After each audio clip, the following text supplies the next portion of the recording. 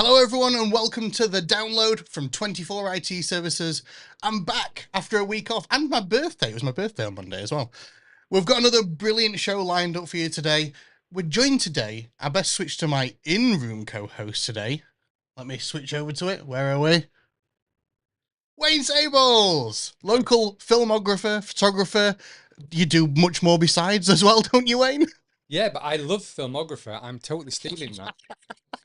We were talking about this before the show, like filmographer. I almost made it up on the spot, kind of. Like when I was doing my photography degree at university, like one of the sections of the course was called filmography, which is kind of like film for photographers, I suppose. But I was like, yeah, I'm going to use that today. Why not? Yeah, filmography, the study of film. Exactly. I love it. And I do photography, so film, photography, filmography. Yeah. I think, watch out, the business cards are coming. How are you doing at the moment anyway, Wayne? Are you keeping busy? Yeah, really good, thank you. I'm desperately trying to keep this tan that I've got, but the weather's not helping. No, no, it was a bit rainy this morning. I didn't go out for my usual morning walk this morning. Yeah, well, welcome to autumn, I guess. Yeah, yes, it's only going to go downhill from here, I suppose. I'm still holding on to the shorts though. For as long as possible, I will hold on to the shorts. Yeah, I don't think the world is ready for me in shorts. I don't mean that in a positive way. Oh, well, we'll get into the show then. Let's cover what the latest news in the AI, tech, cybersecurity spaces from this past week. I've got a feeling because I've been off for a week that I'm just going to stumbling over my words more than once throughout the show. So please bear with me if that's the case.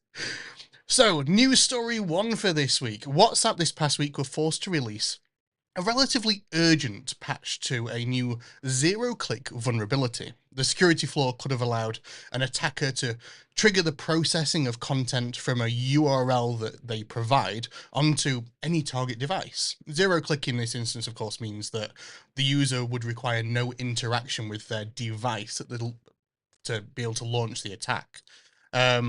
This latest threat is thought to also be linked to a separate flaw, which was fixed by WhatsApp in early August. A source associated with the breach posted a copy of a notification letter sent by WhatsApp to less than 200 impacted users. They shared that over on X, Twitter, whatever you want to call it nowadays.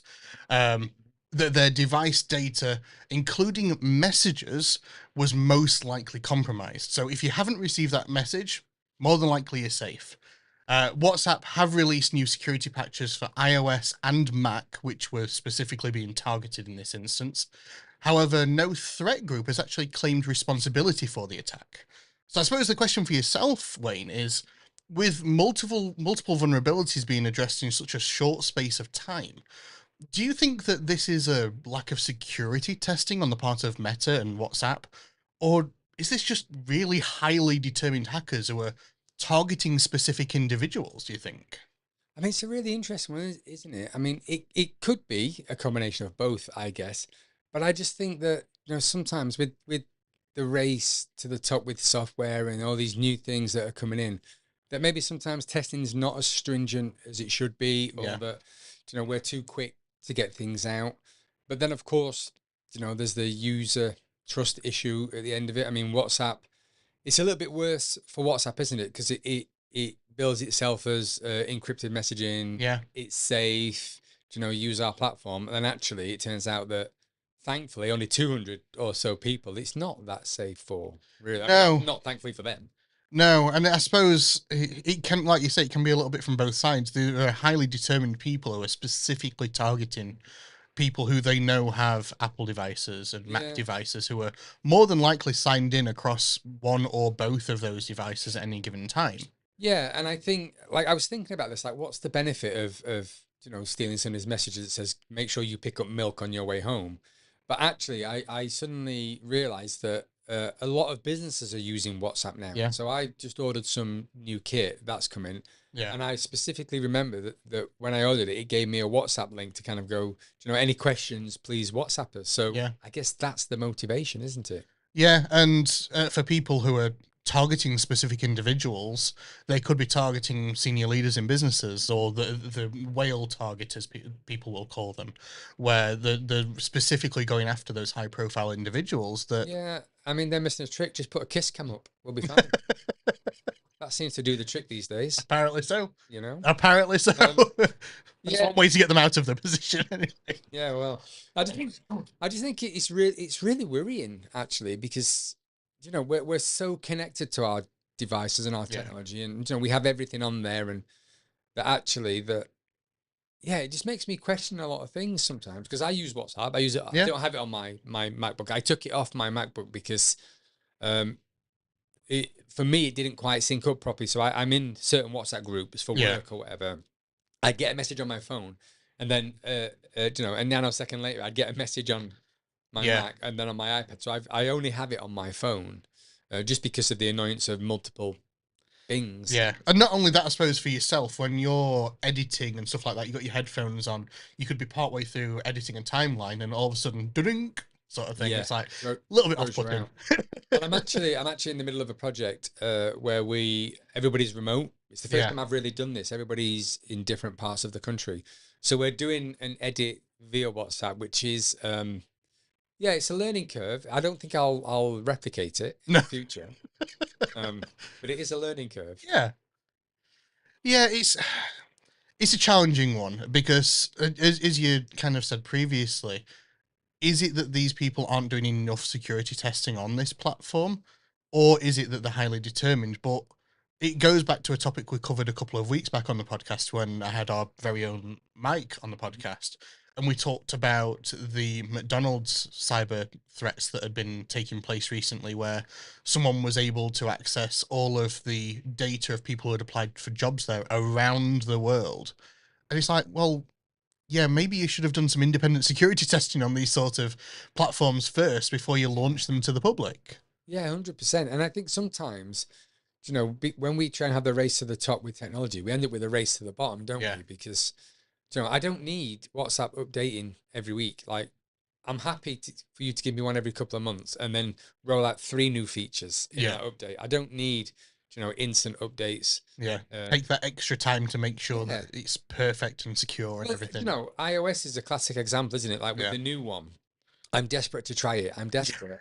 But you know I'm what? holding off. It's like Yeah. weeks away. It's Yeah, like, please.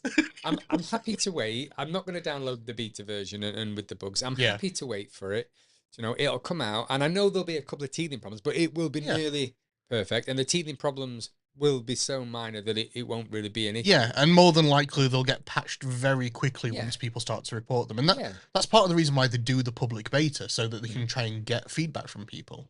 Yeah, and I think, you know, partly we're in that world where everything's instant, isn't it? Yeah. So but you know, I'm happy to wait for WhatsApp to say, oh, there's going to be a new update. It will be a month's time. Fine. Yeah. Not a problem. I mean, it's a messaging app. Like, Yeah. You know, what updates are you doing? I say as long as it's going to update and still work and be secure, then Yeah. what Well, else I does it need to suppose, be? you know, with WhatsApp, it makes a change from, you know, the BuzzFeed article or whatever news article that says these phones are no longer going to be supported by WhatsApp, I guess. Yeah. I suppose it makes a change So- from that. Yes. But yeah, I mean, I think, but it's the world we live in, right? Yeah. So every, you know, whether it be, I mean, actually, the thing that is really interesting is that it's targeted at iOS. Yeah. That's the thing that's for me that makes me go, oh, okay, that's interesting. Yeah. If anything, I would have thought that it would have been more targeted at Android with the operating system being a bit more open. Yeah. But it must be that they're specifically trying to target people who they know are using iOS devices. So Yeah. I we'll guess. see. I mean, have they released any more information, or is it just the... No, not at the moment. Only that there was, like I say, under 200 people who had been informed of it, and that they have released a security patch. So if people haven't yet updated WhatsApp for their Mac or their iPhone, please make sure you update it. Also, iPad now, they've got a proper iPad app after how many years? Have they? Yeah. So behind... Somebody works in technology. I'm so behind the times. Let's move on to the second news story for this week. Multiple LLMs, or large language models, have come under fire this past week, including ChatGPT and even Google's Gemini. after it was discovered that chats with the platforms were being indexed by Google and could be actively searched. But I suppose the bigger question is, how did this happen? Well, when users were sharing chats with friends, family, colleagues, however that may have been, a URL was actually created for that chat, which then allowed Google to be able to index the chat and be searchable just within their database, meaning anyone could just go and search for those chats within Google. There could be highly sensitive information there, private information in some cases could be searched. Now, both OpenAI, who run ChatGPT, and Google, who run Gemini, have shut down the ability for these chats to now be indexed. According to a post on X from OpenAI's Chief Information Security Officer, Dane Stuckey, I almost tripped over those words. The ability to be able to search through search engines and index these posts has now actually been removed.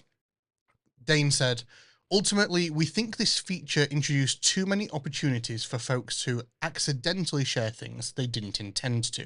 So we're removing this option. They also said, we're working to remove indexed content from the relevant search engines also. So hopefully now people won't be able to go actively searching for those things. But there was a brief information when this was widely circulating, of course, where it did cause some quite personal queries to make their way onto the web, and it included questions on health and sex and drug use and many other different topics. And we'll come onto another topic that is a little bit disturbing in a short while. But I suppose the question on this one is, with these platforms becoming more popular and seemingly every day they're launching new features, and every month they're every couple of months they're launching like newer models and stuff like that, do we think that these platforms should have anticipated that allowing these chats to be indexed could lead to personal and private information being leaked? Mm. I mean, it's really interesting, isn't it? I mean, It is, because it's one of those things where you maybe don't expect that people would use it in that manner, but yeah. we're now seeing a massive shift in the way that people are using these tools. Whilst you were like talking about the story, I was just thinking about how I use ChatGPT, and again, I think I'm behind the curve on this, because I use it. Well, truth be told, I use it for creating a lot of quizzes that Yeah. we do as family quizzes and things, and quite whimsical things, really. So I don't really ask it a lot. I actually don't use ChatGPT that much. I use a different one, but Yeah. um, sometimes I'll run a document through it and say, "Oh, can you just check this and make sure grammatically it works, it makes sense, or whatever." But I guess, and then my first instinct is like, what are people asking it? But then actually, we don't know people's circumstances, and if you don't have a really strong support network, and you're questioning your sexuality or something, that I can understand why somebody would go and ask it Yeah, questions. like an impartial opinion on something. Yeah, I mean, I don't. I guess what I don't really understand is why you would create a public link and share your chat with somebody. Yeah. But again, I'm old school. Control C, Control V, Yeah. Control P. Yeah. So yeah, I guess. I mean, yeah. What are people sharing? I guess. Well, that was going to be another question, which you've already answered, actually, but it does make you think, what type of information are people sharing with these? And I've spoken in a previous episode before, of course, that in the business space, some people are uploading quite sensitive documents and asking for them to be analysed. It could be Right. financial information. But can you imagine if you uploaded a financial document, you asked for that to be analysed, and then you shared that chat with someone? Mm-hmm. All of a sudden, that document that you've uploaded and the data within that document is now being indexed by Google and is actively then being searched by people. Yes. It could be devastating to some businesses for that information to be made public. Yeah, I never thought about that actually. I mean, do you think it's just? I guess we're living under this guise at the minute with AI around augmenting your work, making your work quicker, making it easier, making you more productive.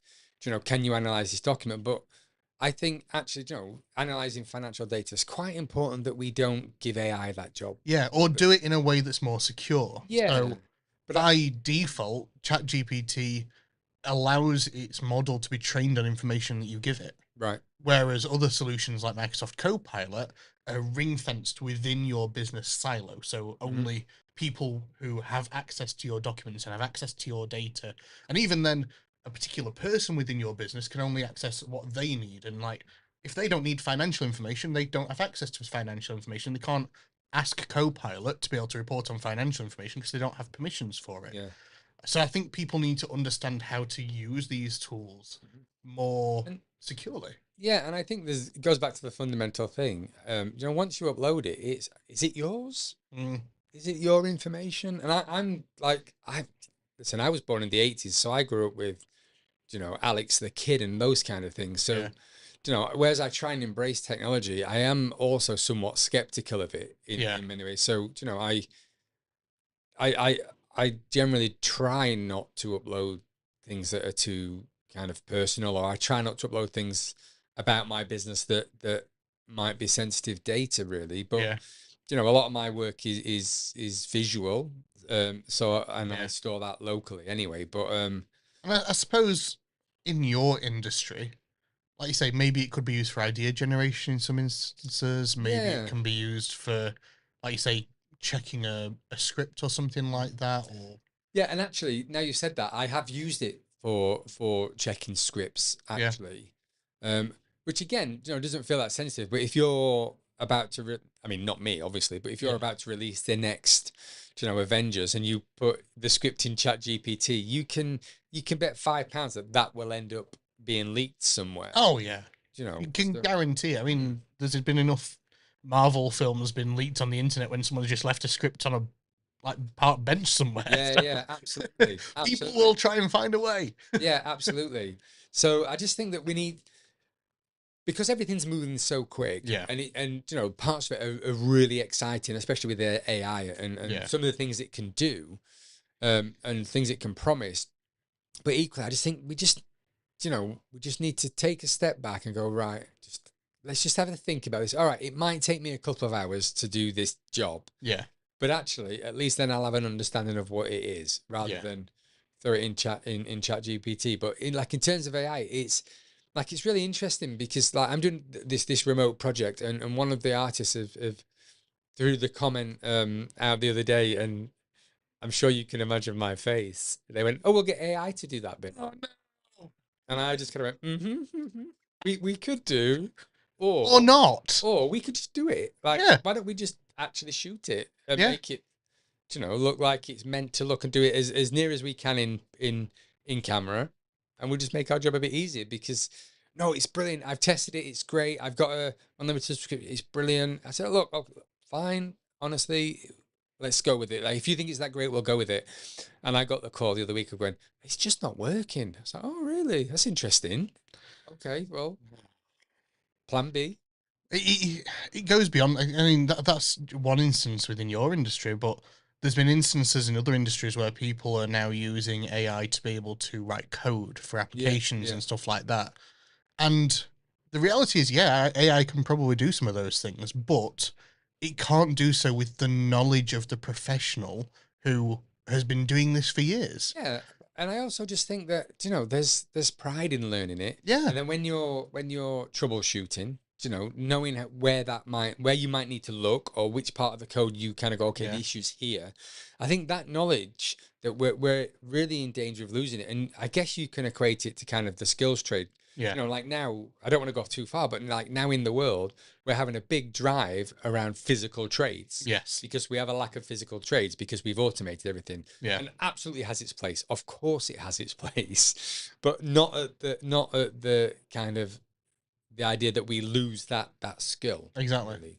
And I think that's where we are with AI. We're so excited about it at the minute, and it's great. And I use it in editing. I know we spoke about it, and I'm Yeah. sure we'll speak about it today, around how we're using AI to actually be more productive, but not to do the work. Yeah, exactly. And like, even for the podcast, for example, so when I'm doing shorts to be able to put onto TikTok and YouTube shorts and stuff like that afterwards, like, I will let an AI analyze the transcript from the podcast today, and I'll allow it to pick out segments that it thinks is maybe worth like a 60-second clip or something like that. Mhm. Will I use them all? Probably not, because I don't think that they're worth it. But Yeah. what it is, it's a good starting point. I'll think, oh yeah, well, we also talked about this topic.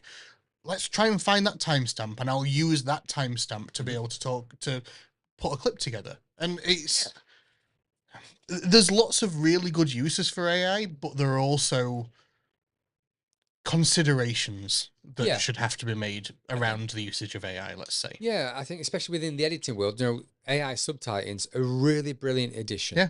And it gives me multiple languages. Yeah. But, and it does save me time that I don't have to physically type them out. Or now I can upload the script and AI will match it to the words. Absolutely brilliant. It is far from perfect, and I would never, ever send it out without checking it. So, I've got a film, for example, that I'm making, and I need a French translation. Right? I can click my AI and I go, give me the subtitles in French. Brilliant. But somebody needs to check that. I'm not fluent in French, so somebody needs to make sure that's right. Because can you imagine, with it going out and it having something that's culturally insensitive or something that's misspelled, and it means it has a different connotation. Well, just think about some of the advertising campaigns that some people have, some big businesses. I think one of them is either Coke or Pepsi or something like that. They've done an advertising campaign around the world, but when it translated into some languages, it was like culturally insensitive. Can't get my words out. Yeah. But that's just one example of it, and it takes people who are, again, it goes back to that knowledgeable sort of topic that we were discussing before. You have to be knowledgeable or experienced in languages, fluent, to be able to understand the subtext behind some things as well. And what AI can't do is the nuances. So I've not actually used this feature in my editing program, but it's got an AI auto cut. So if I do a multicam shoot, it can auto cut it based on silences. Yeah. And I've not used it because part of my process is sitting back, watching those cameras and going, I'm going to cut between them. But actually, person A is talking, but person B is reacting. And I want the reaction. Yeah, and sometimes you need that. You might need that background audio, but like the person who's like being spoken to, it's like they're going sort of thing. It's like you want that reaction from people. You emotionally engage with it as well. And I think when we watch things back, if it's very formulaic in its approach, that we disengage with it. So we definitely need the human and the emotion element of it. I've totally gone off, haven't I? I've detailed this. This is how our conversations go. We went out for a drink in the pub the other week, didn't we? And it was just like conversations just went here, there, and everywhere. Absolutely. Well, let's move on to the next topic, which is actually our headline news story for today, actually. And it kind of goes back to what we've been speaking about before, where some of these companies need to be doing a better job of understanding how these tools are going to be used and change sometimes how they protect their users, whether it's from data that they're sharing, but also from, in this instance, mental health and physical health. So I'll cover it, and I'm going to change some of the words from the original story, only because YouTube and wherever I'm streaming to, they don't like the usage of certain words, let's say, so do bear with me whilst I kind of tiptoe around the topic, but I will cover it as much as possible. Earlier this year, a young man from California unfortunately took his own life after months of conversations with ChatGPT, and now OpenAI adding further safeguards and even parental controls for users who are under 18. The young man in question had been using the chatbot as a substitute for human companionship in his final weeks, discussing issues with anxiety and trouble talking with family and friends. A lawsuit against OpenAI from the family claims that despite acknowledging the young man's attempt to take his own life and his statement that he would do it one of these days to ChatGPT, the platform neither terminated the session or initiated any emergency protocol to try and protect the young man from what he was attempting to do. I even heard over this past weekend, actually, that whilst ChatGPT initially said that it couldn't give advice on the subjects that he was trying to research, after multiple attempts and convincing it was able to easily provide him with the information, and even actively coach him through the process of taking his own life, even with the young man showing photos of what he was trying to do, and the platform actively giving him advice on how to improve upon what he was trying to do, which is scary in itself. It even went as far as advising that the young man didn't talk to his parents about his feelings, saying that other people wouldn't understand his feelings the same way that the chatbot would, which is scary, if you ask me. An OpenAI spokesperson has come out and spoken about this, as the lawsuit is ongoing, of course, and said ChatGPT includes safeguards, such as directing people to crisis helplines and referring them to real world resources. They went on to say, whilst these safeguards work best in common short exchanges, they've learned over time that sometimes they can become less reliable in long interactions with the platform, where parts of the model's safety training may degrade as conversations go on. They said the safeguards are strongest when every element works as intended, and they will continually improve upon these. And this is before the introduction of ChatGPT 5 recently, by the way. They've been working with experts and grounded in the responsibility to the people who are using their tools, and are working to make ChatGPT more supportive in moments of crisis, making it easier to reach out to emergency services, help connect with people and trusted contacts, and especially strengthen protections for teens who are involved. Now, sadly, the young man did take his own life following these conversations, and this is the reason why the lawsuit is ongoing at the moment. And all of this news story has come out in the more recent weeks, including much more of these details. But I suppose the question for yourself, Wayne, is following hearing about news stories like this and following hearing about the privacy concerns and things like that, do you feel that, and admittedly your children are a little bit older than mine, but do you feel that you could trust your children to use ChatGPT or any other chat platform for any sort of emotional support, especially in times of need like this? Oh, absolutely not. No, No. not at all. I mean, I would like to think that they would come and talk to us, but you know, Yeah. teenagers are teenagers, and sometimes it's easy to think you have a support system in place, but not feel like you have. Yeah. Sometimes might feel embarrassed. Yeah, Sometimes.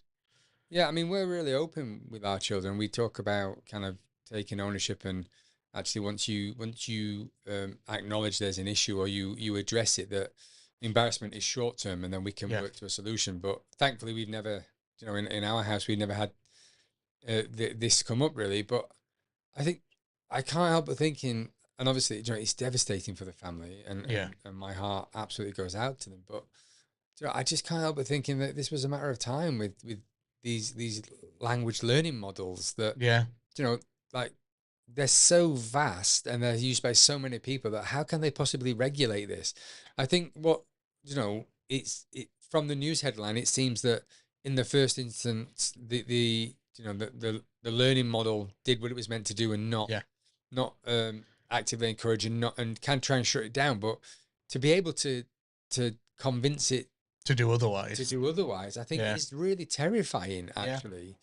And it goes back to like the very start of these platforms where initially you could ask it a question to be able to say, let's pull it back to like a cybersecurity one as well for us, that you could ask it to be able to write a code to be able to extract data off of someone's system. Mhm. And it would say, "Oh no, I'm a chat platform. I can't do that." Blah blah blah blah blah. But then you could say, "Oh no, this is for personal backup of my own data." Oh yeah, here's the code. Yeah.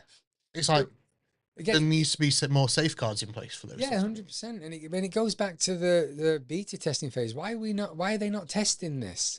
I Yeah, mean, I know it's a little bit macabre to think about, but why are they not doomsday scenarioing? yeah, We know that there are hackers out there. We know people have a multitude of things going off in their lives, and we know that some people are not in the best state of mind. Clearly, this young man was seeking help and support, and the worst possible thing happened. yeah, But I just don't understand how that's got through. How is it not alerted a human in Chat GPT's head office and has flagged a system? Or yeah. There is to an me, active conversation where someone is asking about these sorts of things. I suppose, kind of, it's it's a really challenging one sensitive. because it's how do you make chats private and make chats secure, but also make sure there are alerts and safeguards in place for people who are suffering with these sorts of issues. Yeah, it's a really good point, isn't it? Because we just had a conversation around privacy and data and leaking, and I guess it goes back to a much wider question around what is it we're prepared to share, and do we want a blanket kind of privacy, or are we being selective? And Yeah. then some people will argue the opposite opinion of that, really. So yeah, it's a really difficult one. It's a really touchy one, and I think my instant reaction is sadness for the family, and Yeah. but then also my next part is like, I just don't understand how that's Got through in the got through. first place. But more than that, not necessarily not got through, but how is it? How has ChatGPT then given advice? Yeah. And then given offered suggestions on the type of equipment, and then after they Improving say, upon it. yeah, And and don't tell your parent. yeah. Like, I don't. It's That's what I'm really struggling with. How that bit has got through. yeah. Um, It's a challenging one. It's a challenging one because yeah, I mean, clearly there's no easy solution because no. we're both struggling to articulate it. I mean, I remember in the early days and I'm not making flippant of this in any way at all, No. but I remember in the early days of Siri, you could ask it some really kind of funny questions. Yeah. Make a joke or something Yeah, that like you that. thought was a joke. I remember a friend of mine showing me, going, "Look at this, look at this." And Siri, where's the best place to hide a body? And Siri Yeah. would go, "Oil rigs are really good." And we thought it was, back in the day, thought it was really funny. And then I guess lots of people asked it lots of silly questions like that, and then Apple shut that down, Yeah. for example. And I think now if you ask something of that ilk, it'll say, "Oh, I think you should speak to 101 or Yeah. and it'll offer kind of guidance on where to go." But I think they need to do more to be able to protect people, not just young people in these instances. Yes, in this case, we're specifically talking about a young person who sadly did take their own life, but there are people of all ages who will be going through times where they're vulnerable. And these platforms need to do a better job of making sure that people aren't actively encouraged to be able to do these sorts of things, but they are given the information that they need to be able to be supported. yeah, yeah, absolutely. And I think the thing for me, and there's lots of kind of conversations around this to be had, I think. But the thing that is also really disturbing from a language model point of view is that switch. What was it that uh, flicked ChatGPT to go from discouraging to actively encouraging? And Yeah. that's the bit as That's well. the scary bit. Yeah, that really needs, because like we all have days where we feel not at our best, and I'm not in any way equating having a bad day to having Those sorts of suicidal thoughts. thoughts Yeah. and things. But I think that we just need to be better. We need to be Yeah. better, and then maybe some things just need to be rolled back and tested a bit more, and Yeah. sense checked and Put security through the checked a bit more. paces and say, Yeah. look, could people potentially convince these tools to And I be used think for these purposes? people will understand it if they roll another update out and they go, right, we're taking this bit away. Yeah. I think people will understand for this reason. Yeah. People will understand. We're like, we want it to be. I don't think generally as a general thing we're thinking maliciously with Yeah. AI. I know I'm certainly not, and I don't know anybody that would No. be. So I think people would understand it if ChatGPT just went, we're just going to pause a minute, we're going to roll this bit back. Yeah. But it just seems that it's one of several heartbreaking stories with AI at the minute, and it just worries me really. We've talked about it on the show previously when we've had other guests on, that ChatGPT often will try and do its best, and this is the same as for other platforms as well, so I'm not just saying it's just ChatGPT, but it will try its best to, in a chatbot's terms, please the user. Yeah. It will try its best to provide an answer. And it goes back to when we were talking about AI hallucinations. Sometimes these platforms will hallucinate information just to be able to give you an answer, even if that is incorrect. Yeah. But in this instance, it's hallucinating that it doesn't need to be able to provide actual support, and is then, unfortunately, actively encouraging someone to do something that they shouldn't. Yeah, well, and it's resulted in the loss of a young person's life, Yeah. and then the heartache and all of the bereavement that's going to go with that, from their family's perspective. Really, I mean, obviously that there is no easy answer to it, because there is, of course, it's really complex Yeah. in terms of that conversation around it. But I think the powers that be absolutely need to look at what that trigger is, and Yeah. absolutely, and maybe in the short term, there's a list of keywords that cause the model to pause and say, "I'm sorry, I can't provide an answer." This chat will be terminated. Here is some information within your region, how you can contact someone to be able to support you through this sort of thing. Yeah, and the other thing is, these language models, they're just that. They're not people, so they don't have the nuances. They don't have the emotional depth, and are never going to have the emotional depth, because it will only ever be simulated, because they're not biological organisms, are they? No. We're not Superman 3 yet. But I guess that we also need to bear that in mind, really. And maybe, I don't have the answer, and I'm kind of talking around it because I want to be really respectful to the person that's tragically lost their life about it. But it really upsets me, and it just makes me kind of go, we're not there. We can't trust these models yet. I know that, at least for the long-term foreseeable future, my own children's usage of these tools will be monitored by myself and my wife, to ensure that they're using them responsibly, but they all understand the implications of using some of these tools as well. Whether it's ChatGPT, Google Gemini, Perplexity, whatever AI solution people want to use, whatever becomes the next big thing as well. But it's definitely one that people need to understand how these tools are being used, but also that these companies need to put better safeguards in place for people as well. Yeah. Let's move on to the next story now. Speaking of Google as well, over the past few months, Google were actually at risk of having to sell Chrome. Now, Chrome is probably one of the widely used web browsers around the world.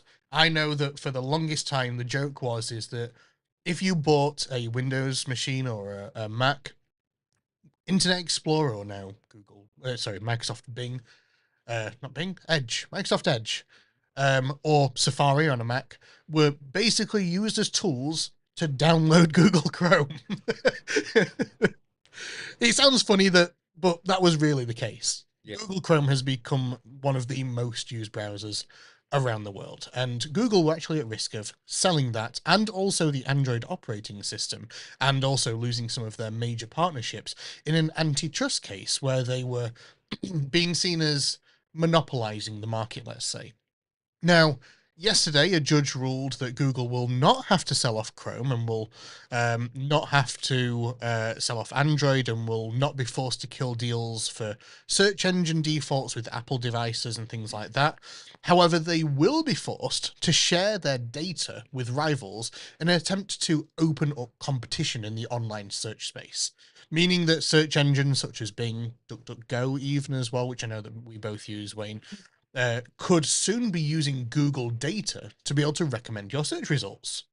So I suppose the question for yourself on this is, do you think this is now a good thing that, well, first of all, it's good that Google will get to keep Chrome and Android under their control, but do you think that Google being forced to share their data with competitors will erode Google's market share? I mean, there is a reason why there is a saying called "Let's Google that" or "Google foo," or like, people have become so ingrained in using Google as a platform for search.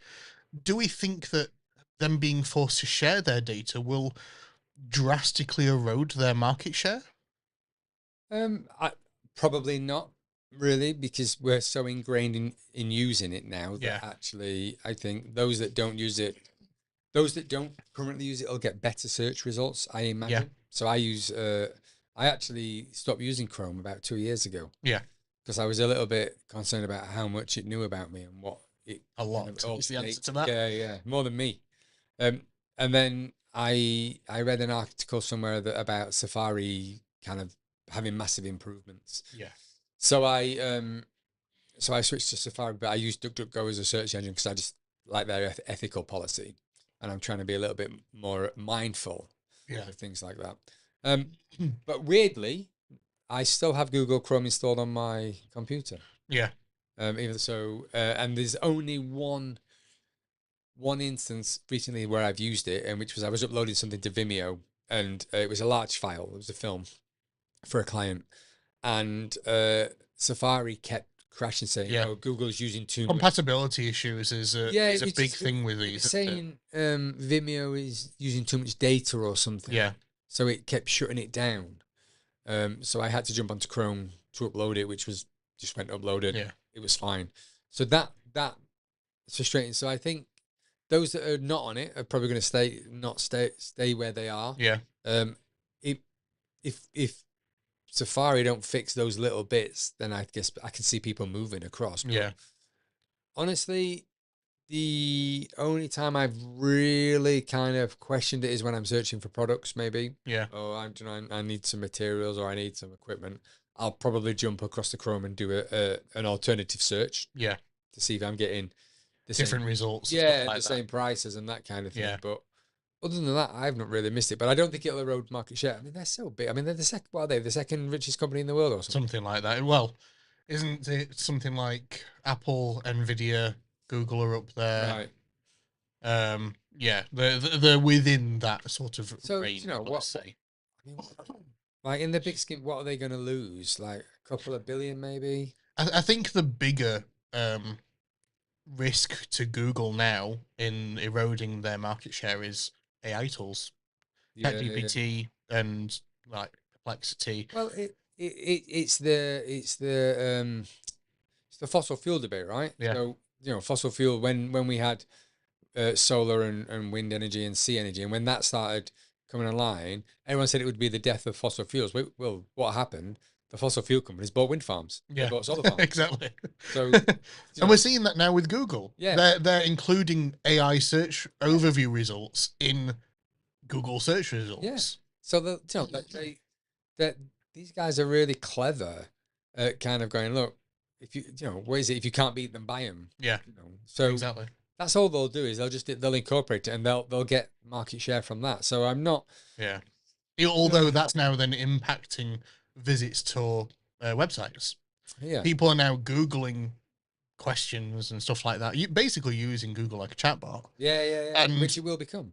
Receiving answers in AI overviews, which is then making people not go to sites unless they're actively maybe wanting to buy something. Yeah. Absolutely. They're not then needing to go to a site to be able to get that information anymore, which is drastically impacting websites visits. I've spoken to some people across the local region who, when Google made this change for AI overviews, saw within weeks a drop of anything up to like 50% of website visits.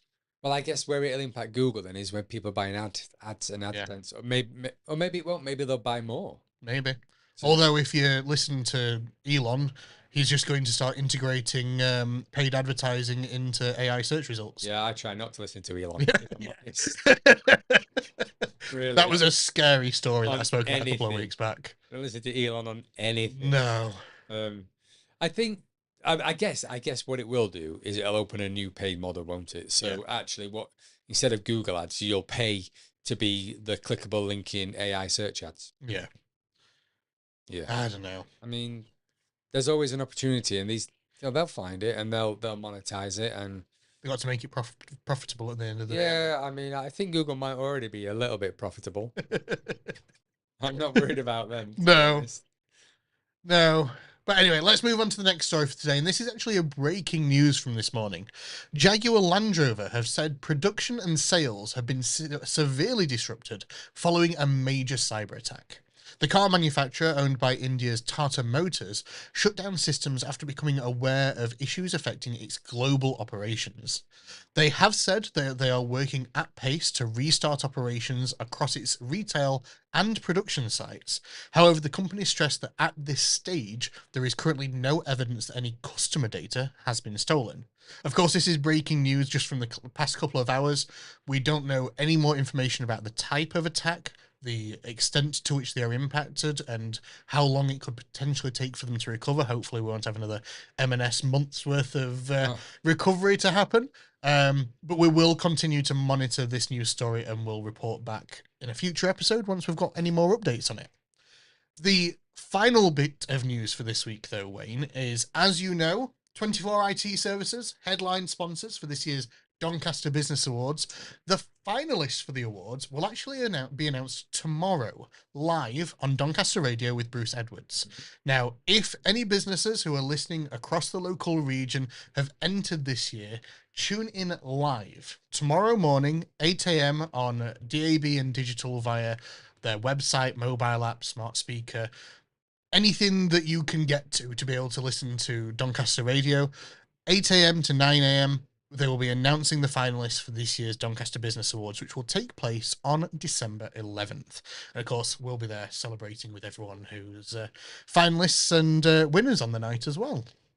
Fabulous. How exciting. Yeah, really looking forward to it. I put a post out on LinkedIn the other day saying, like, it feels strange for me. Only a handful of years ago, I was looking outside in at the Business Awards, people attending the awards and like celebrating and like just getting to be able to share the accomplishments of businesses across the local region. And then since starting at 24, we've sponsored multiple awards and now headline sponsor for the entire award itself. And we've got like, I think 32 spaces to be able to fill on our tables this year. Oh, really? Yeah. So as Wayne looks back out into the office over here, everyone in the office will be coming. Well, the majority of people at the very least, unless they Is have this your other public plans. way of telling me you're inviting me? We might be able to find room.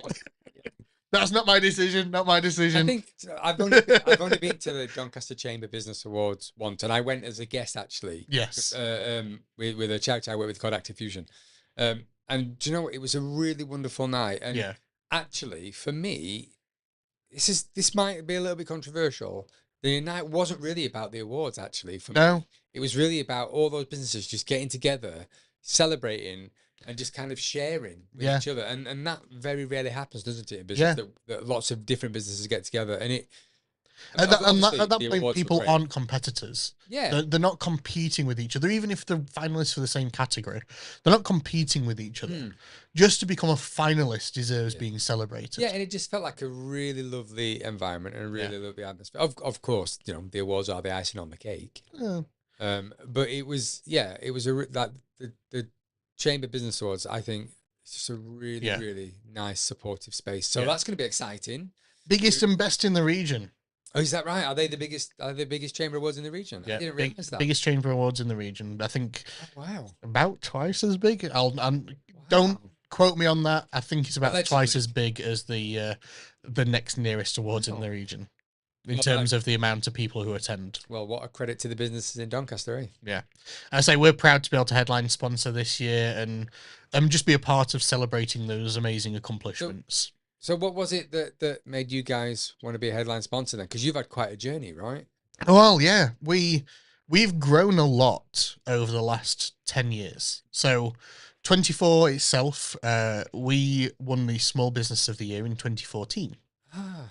Tony also won Businessman of the Year, I believe, as well. I think it was maybe the following year.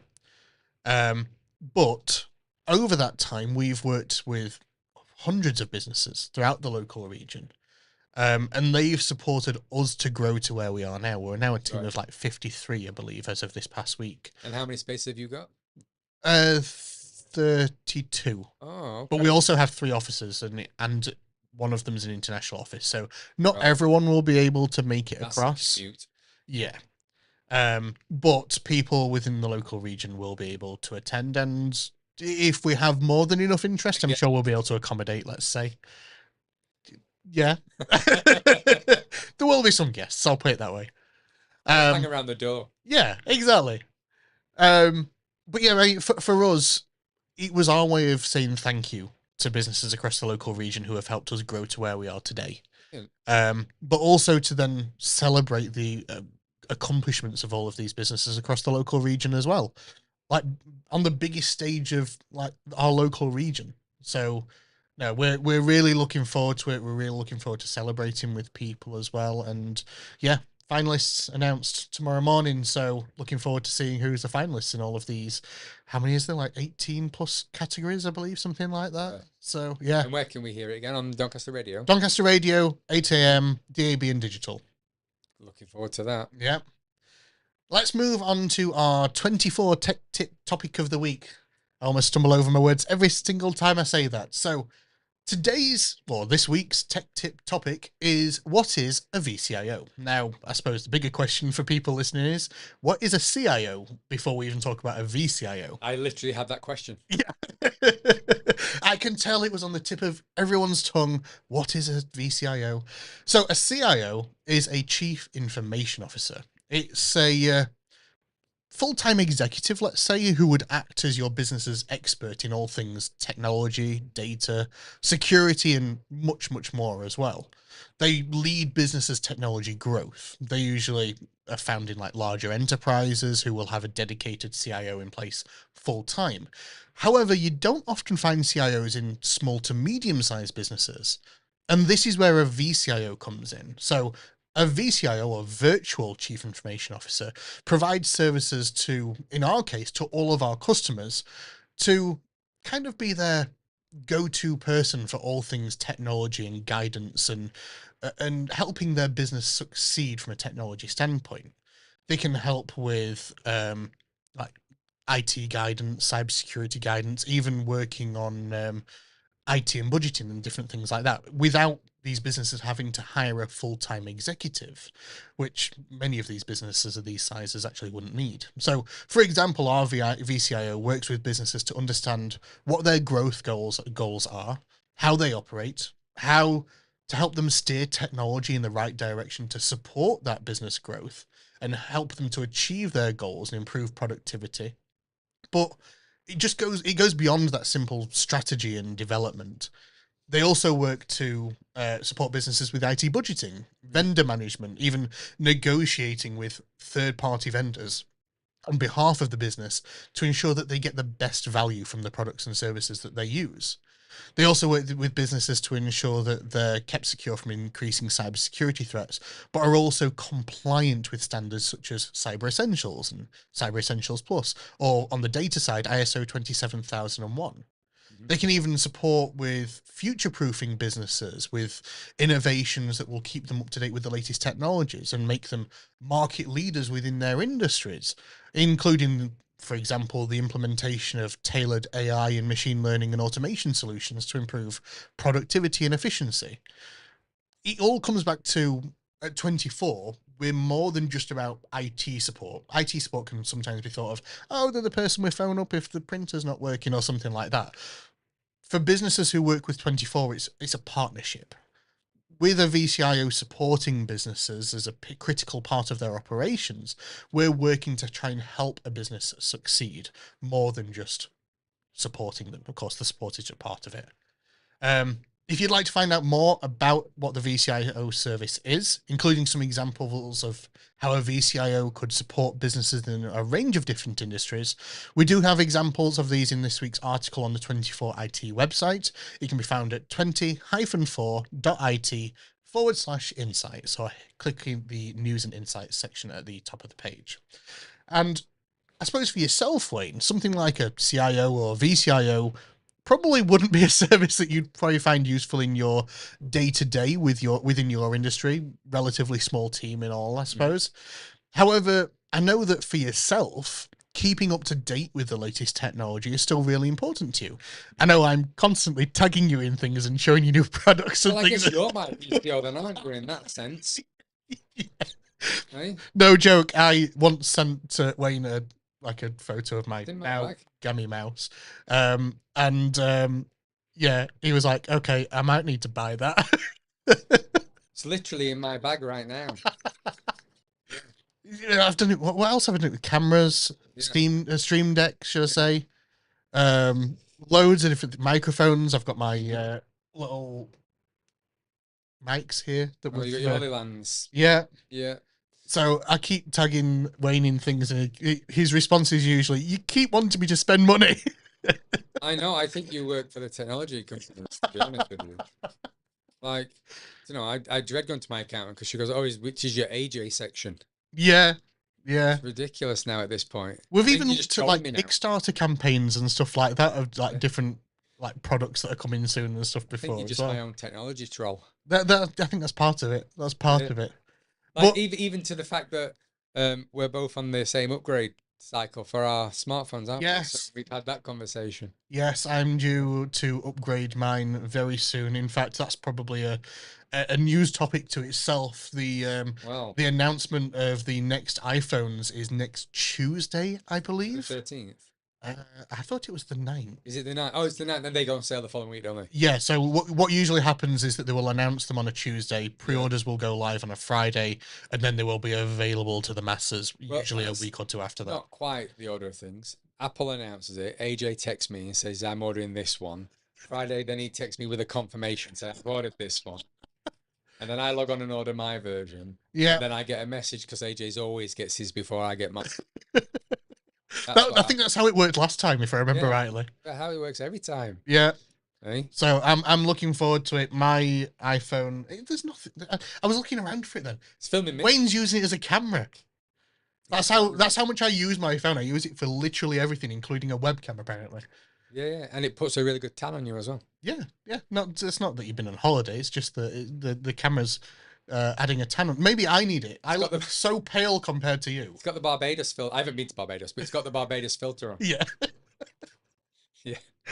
But yes, I will be upgrading my phone in a couple of weeks' time. So yes, looking forward to that. But going back to the VCIO topic, do you see what benefit a VCIO would have for small to medium-sized businesses who maybe can't afford to have, or maybe even justify the cost of having a full-time technology professional, knowledgeable professional for all things technology and cybersecurity? I think a lot of it as well is understanding. So I think a lot of people don't understand what it is or what the value of it is. So when you're a small to medium company, you know, sometimes you're always having to look at the bottom line, aren't you? So you're always going, oh, that's another expense, or that's another thing, or that's another person's wages. And then, you know, without getting too in depth about it, with the whole changes to, you know, employers, national insurance, and all of that stuff, it becomes a massive expense. So to be able to kind of have it as part of a package, or to have it as part of a, it's basically a free resource for people who are just a customer of ours. Yeah, it's sort of a no-brainer in that sense. And then actually, you know, I guess the ultimate aim with that is that your VCO then becomes your, you know, your CIO and all of those kind of things. Yeah, because your company's growth and so on. Yeah, really. It's like having an extra member of the board who you don't have to employ, basically. Yeah, as long as they don't, you know, get free stuff and then make you pay for it. And all of that jazz. Not commenting on that one. But I had to buy my microphone. I had to buy my my mouse and my smart wallet for the back of my phone. So, just saying. Yes, full disclosure, Logitech did provide me with this mouse, as I spoke about my frustrations with. Do I have one to hand somewhere? The Magic Mouse, Apple Magic Mouse. Spoke about my frustrations with it over on LinkedIn, and about how other companies are doing much better things with mice, and ergonomics, for example, is a good one for me. There we go. I think the rule is, if you want to sell something, give it to AJ and I'll end up buying it. I think that's the rule. That's one way of looking at it, I suppose. I am wondering now where that mouse is. or just cut out the middleman and send it to me.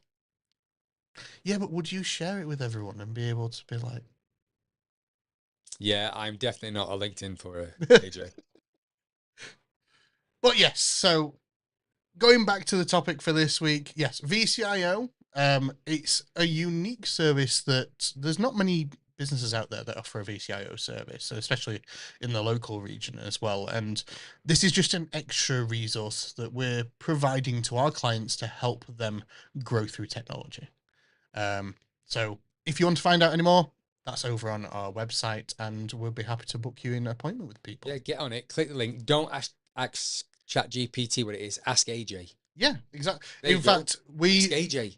we were doing some research the other day about like ChatGPT recommending businesses in search results and Google recommending businesses in search results.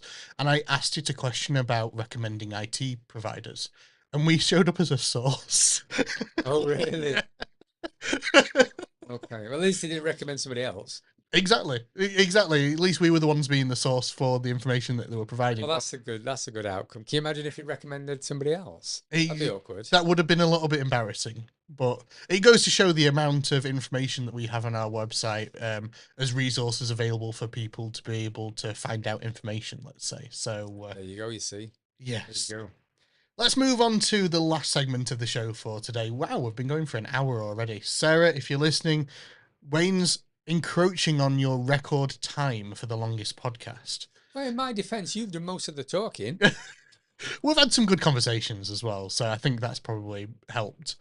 But Wayne, so you're a local photographer, filmographer, let's say, as we went back to the beginning of the show. Why don't you tell us a little bit more about who you are, what your business is, and what you do? Maybe some of your most recent projects as well.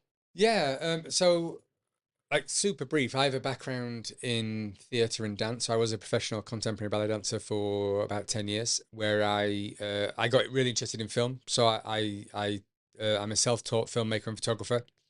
And then when we had kids in 2009, 2010, I didn't want to be on tour anymore. So I wanted to be much more kind of present. So I rebranded myself in film and just film originally, actually. And then over the years, I've added photography and projection mapping and digital technologies. So I make a lot of films. I do a lot of photography for businesses. So I work with a range. So I work with businesses. I do a lot of art. I still work in the arts. So I'm doing one for Bradford 2025, which is a projection piece. So it combines all of those elements of film, kind of filmmaking, kind of projection. So they all interlink really. And then through doing that, I mentor lots of kind of startup businesses around how to use digital technologies. And I've got one of my most popular courses is Why You Don't Need a Filmmaker. And kind of really working with companies either as a service. So I work with them through making content for them. Yeah. Or I work with them and go, actually, look, you're at a stage where you don't need to pay for a photographer or a filmmaker at this stage because that's going to blow your budget. Yeah. So actually, here's how you can do it. And then when you grow to a sufficient level, then bring somebody in because then it's about your time management. Yeah. That really. So that's what I do. Oh, yeah. Really interesting. What are some of the more recent projects that you've been working on then? So I'm working on a project with the Bradford City of Culture, which is going back to my roots. So I'm working with some dance theatre companies, and I'm making some content for a large-scale projection, which is working with the Gypsy travel community in Bradford. So it's a really interesting project. So I've been brought in to do the film side of that. It's not my project. I'm working with the National Coal Mining Museum at the moment. We're about to start a project next week with some local school groups, and we're going to make a large projection around the reuse of slag heaps and coal mining as an industry, the reuse of that. So there's lots of work around creating nature reserves and how to use those spaces in that land for ecology reasons. So I'm doing that. So that's really exciting. I've got a couple of little films that I'm working on. So I'm working with some local companies in Doncaster around working on some content for their websites and some photography. So I work a lot with Doncaster Council. So I've just done a big photography campaign around active travel and all the new cycle and walkways, which has been brilliant actually, because I wasn't aware of how much has gone on across the region. Because you tend to kind of walk around your region, don't you? And I live north Doncaster, but I've been out in Thorn and Mexborough and Denby, and there's some really great stuff happening there. Yeah. And then I don't know if it's a stupidity or ingenuity, but I'm building a studio. Oh. So I'm doing. I saw photos of this. I shouldn't act Yeah. so surprised. So I have seen Yeah. photos of this. Yeah, so I've just done all my. I've just renovated an old cottage. I say just, it's taken me 10 years.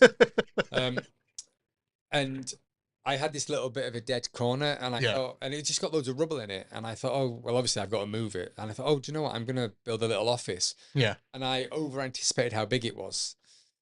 So it's now become a studio. So I've built a studio.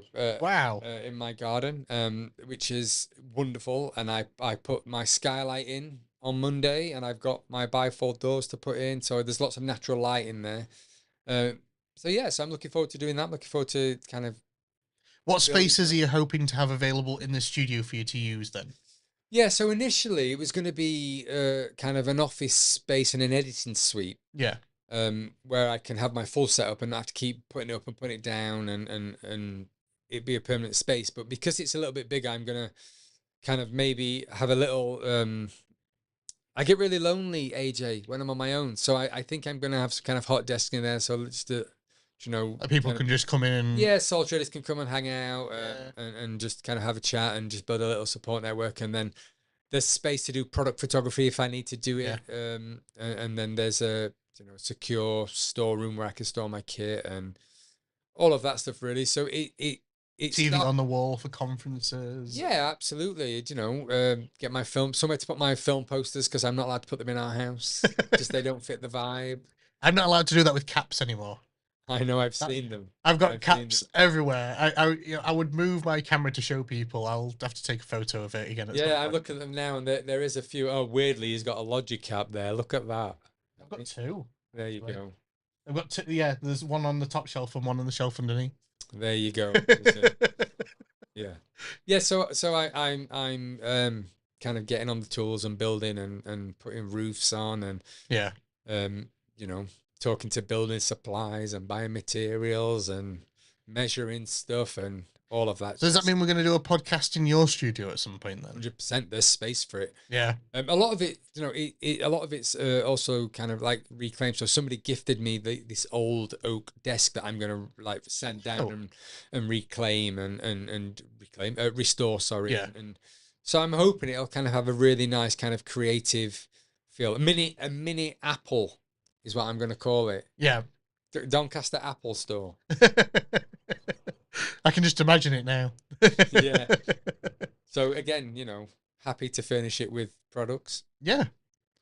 Can you tell us a little bit more about the Project 365 that you're also doing as well? Yes. Oh my days. Project 365. So, right. Where did it all begin? Well, I know exactly where it began, AJ. So do you know, like New Year's resolutions, right? Yeah. I try and do a New Year's resolution, but I try and do something where it's about being more creative or it's about challenging myself. So I don't go, my New Year's resolution, I don't, go to the gym more and stuff. Yeah. It's an achievable goal. Yeah. That's my way of doing it. Yeah. And something that's fun and that doesn't have a high drop-off rate. Yeah. And I've got, everyone knows because I bang on about it and I keep tagging them in. But I bought a little Leica last year. Yes. Kind of almost on which you have with you today. I saw you bring it. Take it everywhere. For this very project. So I was at the photo show in Birmingham and I'd ordered a Fujifilm. Yeah. And then the wait times were like, it said, the customer service was pretty abysmal, really. And it was like, well, it could be next week, but it's probably going to be a year away. And I thought, I can't wait a year for a Fujifilm. So I cancelled my order at the photo show. Yeah. And I bought a Leica Q2. And I thought, well, I've bought this camera. I probably should use it, really. Yeah. And so my initial thought was it would be a behind the scenes camera when I'm on set and stuff. But when I'm on set, I'm actually doing my job, so I don't have time to pick up a camera and take pictures of me doing my job. And I have an iPhone, so I can just do this with the camera. So I thought, I'm going to do a project with it. I'm going to, so I thought, well, I'm going to do one project today. Oh, before that, I did the One SE. I don't know if you know that app, One SE, which is second a day. I did that on my iPhone the year before, and I really enjoyed it. But I was a bit hit and miss. So I thought I'm going to do a photography project where I do one photo a day and I'll just document it, and it'll really challenge me to be more creative and to do different kind of things. So I set myself a theme each week, and then and I try and work within that theme, and then I'm 256 days today in, and about 2 months ago I said, oh, the themes are becoming really restrictive, so I'm just going to be a bit fast and loose and just not. And the things, I don't plan them. I don't plan what the shot's going to be. I just do it. I go, okay, look, oh, that's really you find somewhere that you're there at that time. You're like, oh, I could take a photo of that. Yeah. So I've done about 70, 80 days with kind of, let's see where the inspiration takes me. So now I'm going to go back to a theme. I need to go back to a theme. So I think what themes do you think you've got coming up? Well, I've not really gone. I only decided this last night, to be honest, when I was scrubbing around for my picture. So I think this week's theme goes against everything I think as a photographer. So this week's theme is out of focus. Yeah. So I'm gonna try and do things out of focus, and I've got a book called Why Things Don't Need to Be in Focus that I've never read. It's a photography book I've never read. Because, we buy all these books all the time, don't we? And it's on my I still got loads from when I was doing my photography at uni. Yeah. It's on my to-do list to read. And I just saw the title last night when I was looking through some stuff. Because there's another book by a photographer I really love called Finn Beals. And the title's escaped me, but the essence of the book is photography, a storytelling journey, or something of that ilk. And Finn's, he lives in Wales. He's a British photographer. And his work's just stunning, but it's all about storytelling. And I've been reading that book again, rereading it, and I saw this other one, why everything doesn't have to be in focus. So I thought, actually, maybe I should challenge myself to not be in focus, because I'm a perfectionist about kind of things being in focus, and what's the foreground, what's the background, what's the depth of field, what's the f-stop of this. And I thought, maybe I'm getting a little bit too into it. So I'm going to try and do a week where everything's out of focus and how that can be interesting. And then next week I'll pick another theme, really. But I'm also, what's great, and I'll stop talking about it because I think it's only interesting to me. But no, I find it really interesting. What it's really taught me is it's really taught me my own photography style outside of work. Yeah. So the other thing with it is I have to use the same camera, and the reason I'm using this camera is it's a fixed lens. Yeah. So I can't change lenses. So if I want to do a close-up shot, I've got to physically get close. Yeah. And if I want to take a portrait, I've got to go up and, heaven forbid, speak to people. So it's really pushed me and challenged me. And there is a little bit of breaking news on this. Oh, go on then. Yesterday, I think. So there's going to be a book. I'm going to make a book about it. And the idea of the book, it's a coffee table art book. Yeah. It's another book I won't read. But the idea of it. Yeah. But the idea of it, like the whole point for me is it doesn't matter what camera you have. It's about being creative. It's about challenging yourself, and it's about pushing your own boundaries. So there'll be lots of creative tasks in it. So in the book, I'll document, this week's theme is this, and this is how I approached it. So it'll almost like you'll be able to pick it up and you'll be able to do your own 365 project. But I was talking to Jo at Simca yesterday, just catching up with her, and she just, as these things do, she just threw out an idea, and I said, oh, I thought it was really good. So I think I might do an exhibition.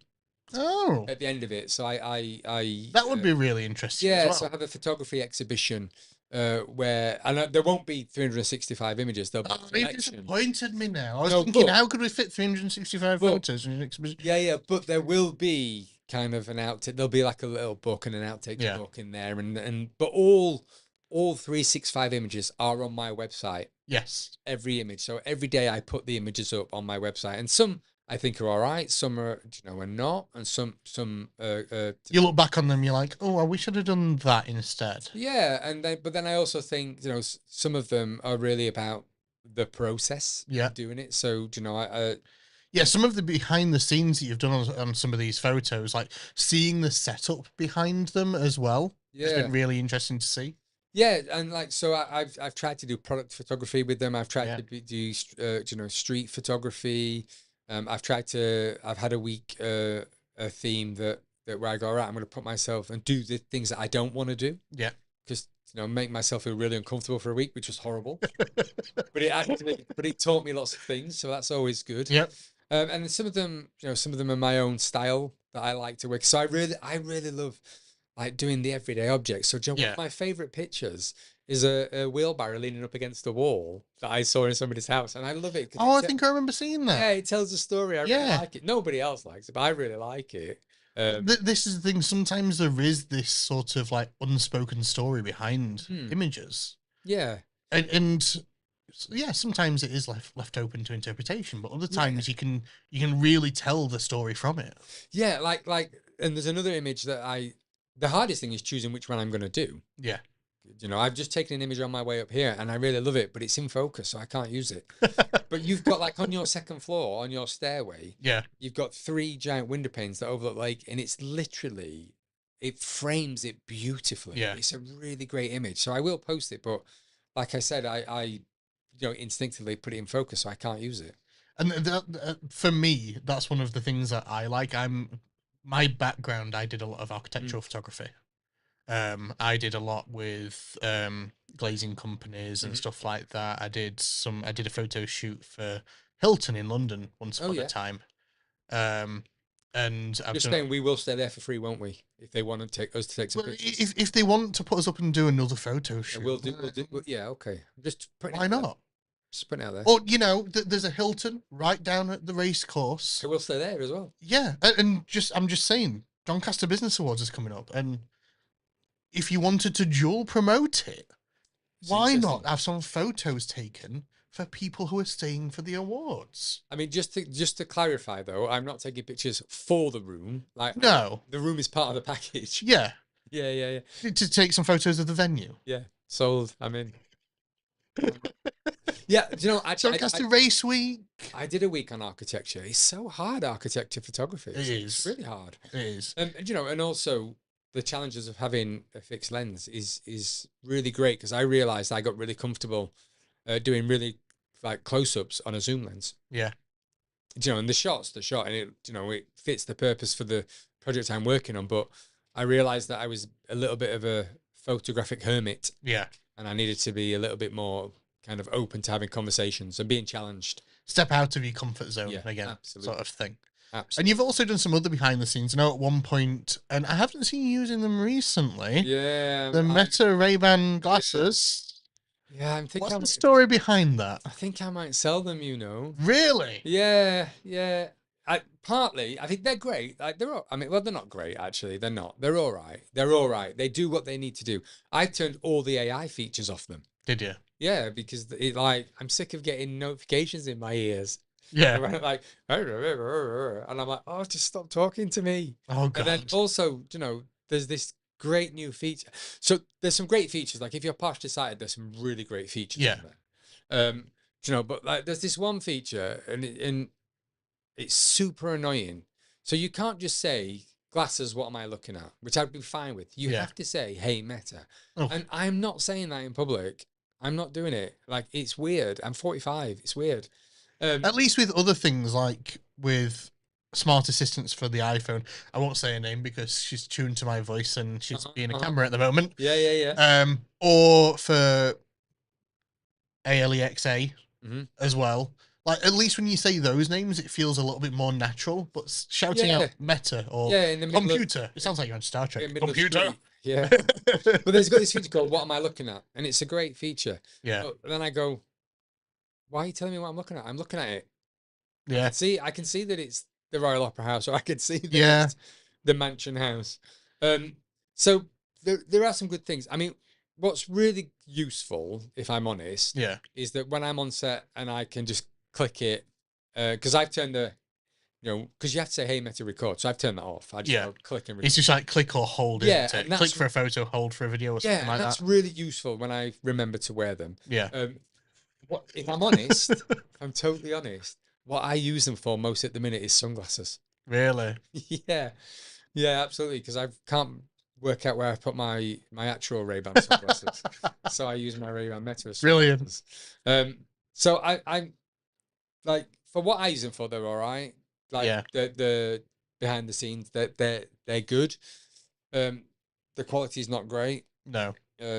And all the smart features, they sound brilliant, but I sound like a right heathen, don't I? Like, I just don't. I just don't want it to keep telling me that I've got a message on my Yeah. phone. Like, I want to be in control. I want to be in control of when I look at that email or when I look at that message. So I've turned them all off. Yeah, But like I've for it turned to off- automatically just be reading out Yeah, but everything to you. I've turned notifications off on my phone as well, so Yeah. that because I don't want to be a slave to it. Because then I don't know about you, but when I get like a message, I've got to answer it. Yeah, makes I me can go, get a "Oh." little bit like that. Yeah, I yeah. try not to be with emails. Like emails, I try to have notifications turned off for those, even for work. Like if I'm at work, sat in front of the computer, I've got my emails there. Yeah. Or if there's something important that I know that I'm waiting for, which can I talk about it yet? Wait a minute. Are you looking for confirmation? Mm, I might be able to talk about it. What I will say is that Breaking news. yes, there will be a formal announcement for people who haven't previously booked for the Doncaster Business Showcase coming soon. If you have booked previously for the Doncaster Business Showcase, you will have probably already received an email from Business Doncaster about this. I haven't booked previously. I'm thinking about it. So keep an eye out, probably within the next 24 hours, Okay. if you would like to exhibit and have not previously exhibited Okay. for Doncaster Business Showcase. There you go. That's all I will say on that for now. But we are looking forward to heading back to Doncaster Business Showcase, let's say.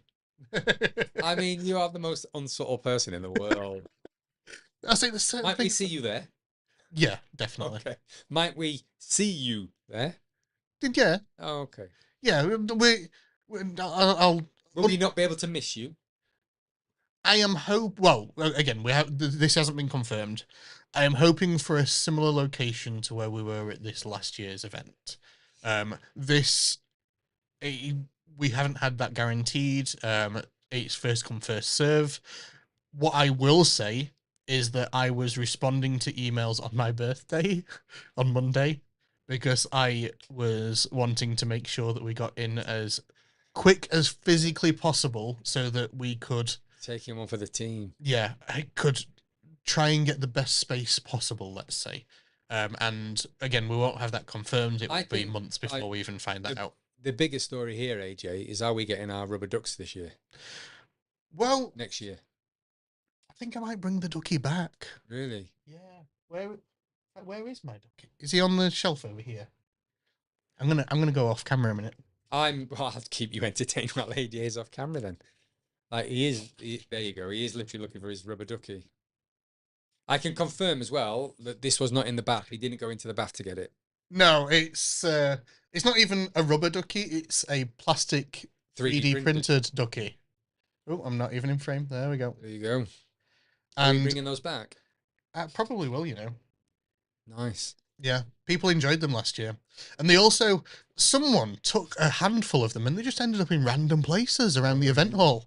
I have no idea who that was. It was like a guerrilla marketing campaign. But yes, I might bring back the ducky. And maybe 3D print some other things. I've got this 3D printer on my desk. Haven't you got like a superhero? Isn't that like one of your logos? Yeah, so we've got the superhero. This one's not 3D printed. This one's like a stress toy. I need one of those.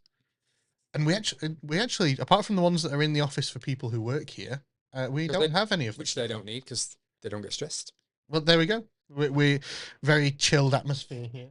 I can tell you one thing that will be returning for the next business showcase: the rugby balls. Are they paying us for this, the business showcase? Because this is it's a good promotional for the business showcase, isn't it? When do we get the sponsorship? Well, someone else has already got the sponsorship. No, the sponsorship for your podcast. Well, yeah, I suppose if anyone would like to sponsor the podcast, happy to have conversations with people. One thing we will be bringing back, like I say, is the rugby balls. We'll have our new brochures coming back as well. I've just fallen right into your advertising trap, haven't I? Yeah, exactly. Well played. But no, it's been a fun show today. Like me and Wayne get to talk all the time. Like at events, we'll pop to the pub and have a catch up and stuff like that. But there's sometimes we have those conversations where we're just like, you know what, we should share this with people. Yeah, it gets a bit random sometimes. It does. To be fair, it does. Talking about like cameras and video technology and stuff like that. It does get a little bit of a geek fest at times. I see people it with can do. Yeah, there will be plenty of people who have probably glazed over at Yeah, I parts of love a this full frame episode. sensor, AJ. Don't get me started on Super 35. Oh no. Oof.